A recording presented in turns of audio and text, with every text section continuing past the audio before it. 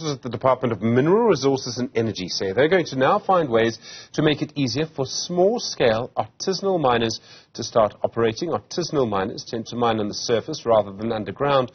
Now, I imagine part of the hope would be that if you get people into working into this type of mining rather than going into illegal mining, which of course is underground and incredibly dangerous.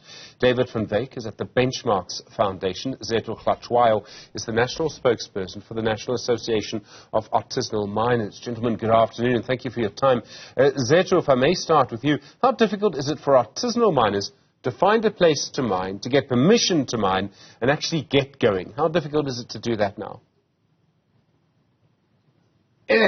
No, thank you very much, Stephen, for the opportunity. It has been a difficult struggle because you understand that there's also cost that is also, associated with, applying for a permit. And it's been a challenge for artisanal miners because you first have to also have environmental consultant to do it for you, the sketch and the application, and the system really is challenging for artisanal miners, ordinary men and women.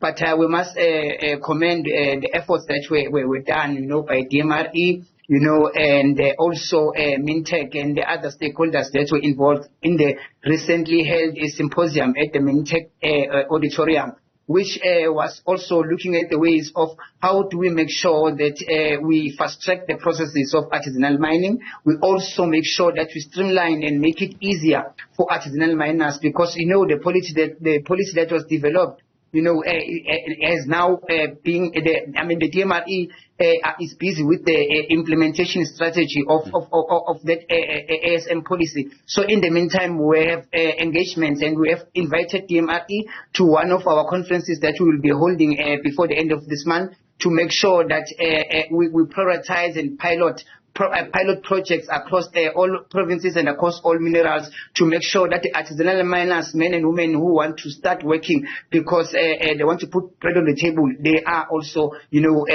accommodated in that process of the pilot projects. Do you think government could make it a lot easier to do this? I mean, just the permitting process could obviously make life a lot easier for you. Yes, most definitely. It will revolutionize even the communities where artisanal mining is active. And it will also, serve to distinguish between honest men and women who want to put bread on the table and illegal miners. And I think the approach of having these multi-stakeholder engagements, because you know that this department, DMRE, is collaborating with Mintech. Mintech has provided training for artisanal miners, which we really recommend, and we really appreciate. But we also need to also have more artisanal miners enrolling in those training and capacity building, training that is done. But we also need to also make sure that the artisanal mining sector has also a beneficiating component in it to make sure that it is sustainable. We noted with very much appreciation the works that were done by taking some of the artisanal miners to Italy to be trained in diamond cutting, diamond polishing. Those are some of the things that will make the sector to be sustainable and make sure that the chain of distribution, goes directly to those communities, and it will serve to create a lot of jobs because it will not be just the men and the women who's working in that certain mine, but it will also benefit the other associated sectors. But more importantly, I think it will also help, to assist, those communities and those artisanal miners that really want to make a difference in their communities, in the economy, and also in their livelihoods. So I think it is well accepted. We also acknowledge the fact that even the Minerals Council,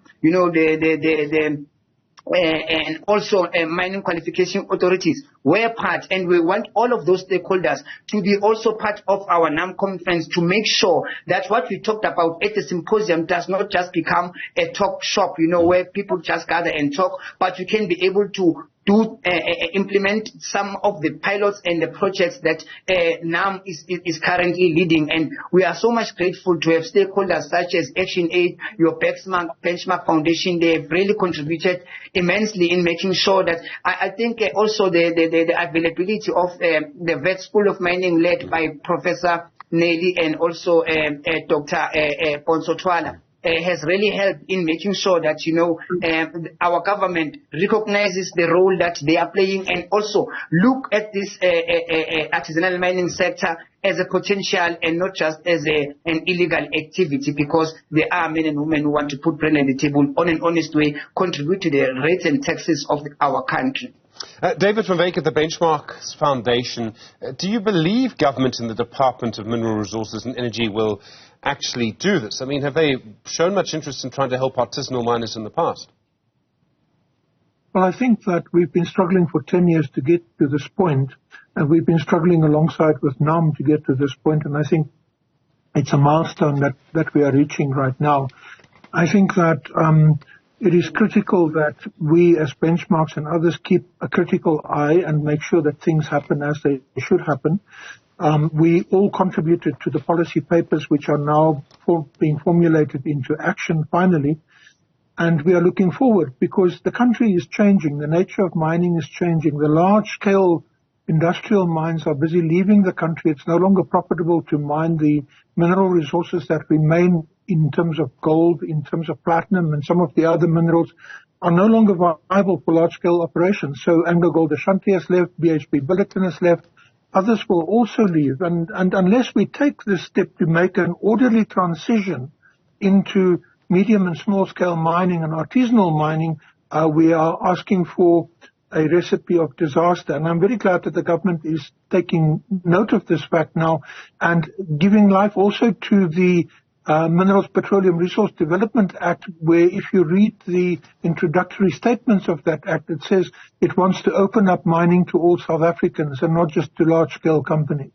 And David, the type of mining we're talking about here, you talk about the way that mining is shifting, is changing.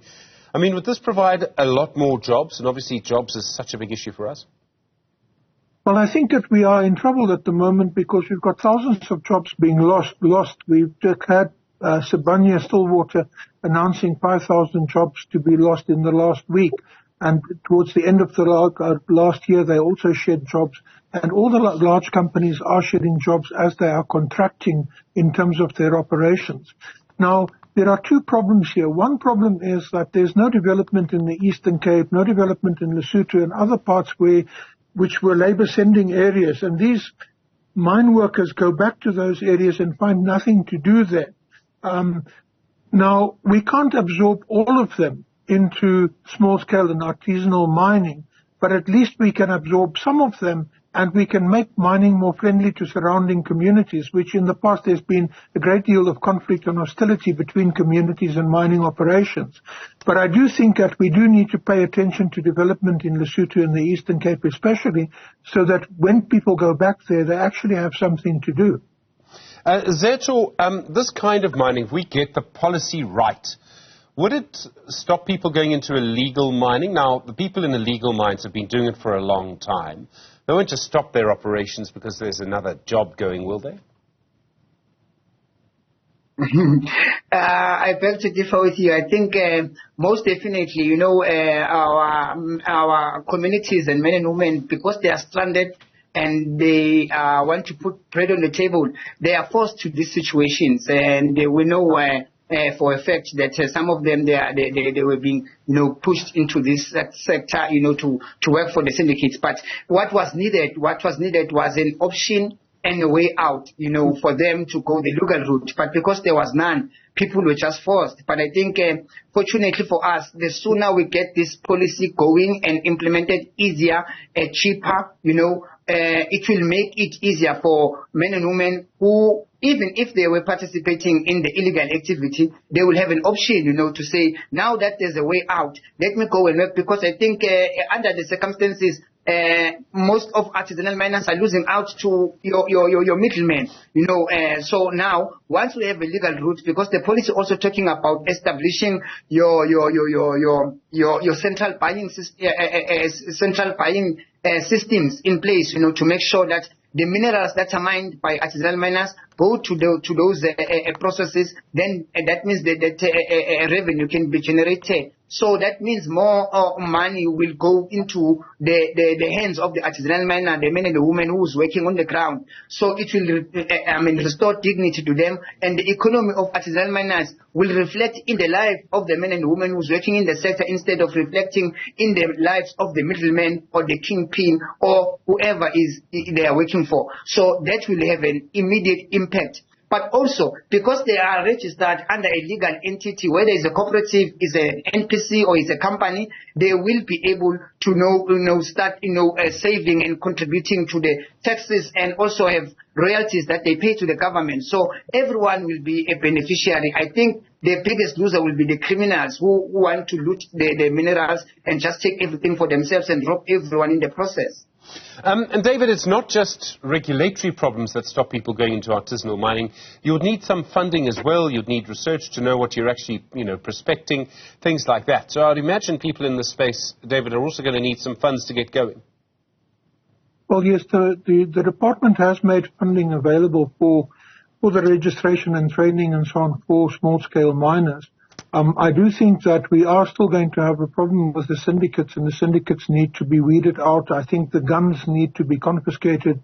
I think that peaceful operations need to be established. The turf wars need to end, so that the situation of conflict that we find at the moment, the situation of criminality that we find at the moment can be reduced. But I think this is a major step towards reducing that conflict and that criminality, which put also communities' lives at risk and very often put communities in conflict with small-scale miners. Now we will be able to get a situation where we can get collaboration, and we can also get, a value chain out of the communities into these small-scale mines, and out of these small-scale mines back into the communities in terms of the provision of food and supplies, safety equipment, and that sort of thing. And also in terms of beneficiation, making jewelry, processing gold, polishing diamonds, all that sort of thing. Can be beneficial to the community and can create industries in the community that were never there before. Thank you very much indeed, David van Wyk at the Benchmarks Foundation. Really do appreciate the time. Zethu Hlatshwayo is the national spokesperson for the National Association of Artisanal Miners. Well, interesting to see those changes in the artisanal mining sector.